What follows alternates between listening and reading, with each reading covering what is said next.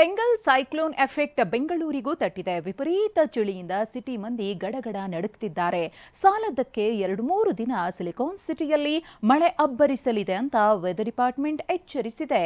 ಸಾಂಕ್ರಾಮಿಕ ರೋಗಗಳು ಹೆಚ್ಚಾಗ್ತಿವೆ.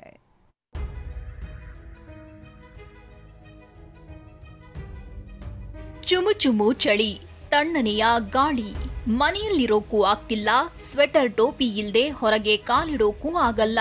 ಫೆಂಗಲ್ ಸೈಕ್ಲೋನ್ ಎಫೆಕ್ಟ್ಗೆ ಬೆಂಗಳೂರಿನಲ್ಲಿ ಸೂರ್ಯನು ರಜೆ ಹಾಕಿ ಬೆಚ್ಚಗೆ ಮಲಗಿದಂತಿದೆ. ರಾಜಧಾನಿಗೂ ತಟ್ಟಿದ ಫೆಂಗಲ್ ಸೈಕ್ಲೋನ್ ಎಫೆಕ್ಟ್. 3 ದಿನ ಸಿಲಿಕಾನ್ ಸಿಟಿಯಲ್ಲಿ ಭಾರೀ ಮಳೆ ಸಾಧ್ಯತೆ. ನೈಋತ್ಯ ಬಂಗಾಳ ಕೊಲ್ಲಿಯಲ್ಲಿ ವಾಯುಭಾರ ಕುಸಿತ ಹಾಗೂ ಫೆಂಗಲ್ ಚಂಡಮಾರುತದ ಎಫೆಕ್ಟ್ ಬೆಂಗಳೂರಿಗೂ ತಟ್ಟಿದೆ. ಇಂದು ಪುದುಚೇರಿಯ ಕರಾವಳಿ ತೀರಕ್ಕೆ ಸೈಕ್ಲೋನ್ ಅಪ್ಪಳಿಸಿದ್ದು, ತಮಿಳುನಾಡಿನಲ್ಲಿ ಧಾರಾಕಾರ ಮಳೆಯಾಗ್ತಿದೆ. ಫೆಂಗಲ್ ಸೈಕ್ಲೋನ್ ಪ್ರಭಾವ ರಾಜ್ಯದ ಮೇಲೂ ಬಿದ್ದಿದೆ. ಬೆಂಗಳೂರು ಸೇರಿದಂತೆ ದಕ್ಷಿಣ ಒಳನಾಡಿನ ಹಲವು ಜಿಲ್ಲೆಗಳಲ್ಲಿ ಮೋಡ ಕವಿದ ವಾತಾವರಣವಿದೆ. ಡಿಸೆಂಬರ್ 2-3ರಂದು ಬೆಂಗಳೂರು ಗ್ರಾಮಾಂತರ, ಮಂಡ್ಯ, ಮೈಸೂರು, ಚಾಮರಾಜನಗರ, ಹಾಸನ, ಕೊಡಗು, ಚಿಕ್ಕಮಗಳೂರು ಸೇರಿದಂತೆ ಹಲವು ಜಿಲ್ಲೆಗಳಲ್ಲಿ ಭಾರೀ ಮಳೆಯಾಗಲಿದ್ಯಂತೆ.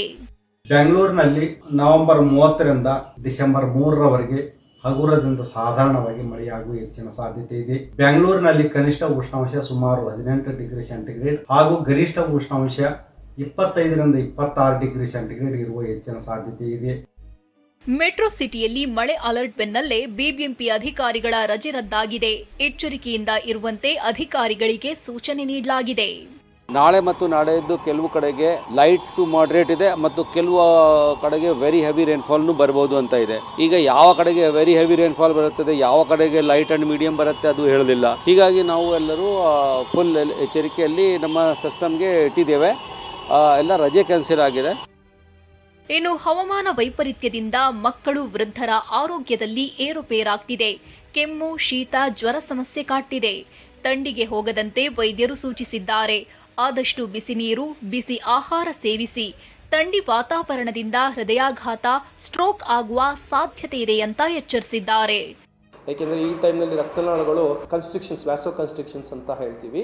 ಆ ರಕ್ತನಾಳಗಳು ಶ್ರಿಂಕ್ ಆಗ್ತವೆ. ರಕ್ತನಾಳಗಳು ಶ್ರಿಂಕ್ ಆದಾಗ ಏನಾಗುತ್ತೆ, ರಕ್ತ ಸರಬರಾಜು ಹಾರ್ಟ್ಗೆ ಕಮ್ಮಿ ಆಗುತ್ತೆ. ಆ ಟೈಮ್ನಲ್ಲಿ ಸ್ಟ್ರೋಕ್ ಆಗೋ ಸಾಧ್ಯತೆಗಳು ಇಲ್ಲ, ಹಾರ್ಟ್ ಅಟ್ಯಾಕ್ ಆಗೋ ಸಾಧ್ಯತೆಗಳು ಜಾಸ್ತಿ ಇರ್ತವೆ. ಅದೇನೇ ಇರಲಿ, ಬೆಂಗಳೂರಿನಲ್ಲಿ ಮಳೆ ಅಲರ್ಟ್ ಘೋಷಣೆಯಾಗಿದೆ. ಸಿಟಿ ಮಂದಿ ಜಾಗೃತೆಯಿಂದ ಇರಬೇಕಿದೆ. ವಿನಾಯಕ್ ಗುರವ್, TV9 ಬೆಂಗಳೂರು.